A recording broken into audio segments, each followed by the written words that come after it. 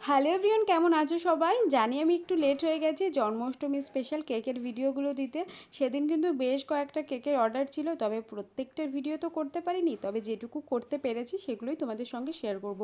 গোপালের আশীর্বাদে সেদিন কিন্তু অনেকগুলোই কেকের অর্ডার পেয়েছিলাম আমি, আর এদিন না কেকের ওপর একটু ডিসকাউন্টও দিয়েছিলাম যাতে করে সবাই সবার গোপালের জন্য একটা করে কেক নিতে পারে। এই কেকটা ছিল 1/2 পাউন্ডের বাটারস্কচ ফ্লেভারের। কেকের উপরে কিন্তু ছিল একটা মাখনের হাঁড়ি, আর দিয়েছিলাম একটা ময়ূরের পালক, আর একটা ছিল গোপালের ট্যাগ। তো সব কটা দিয়ে যখন কেকটা রেডি করলাম না, কেকটা দেখতে এতটাই সুন্দর লাগছিল। আসলে কেকটা তো সুন্দর হবেই, কার জন্য কেক বানাচ্ছি সেটাও তো দেখতে হবে।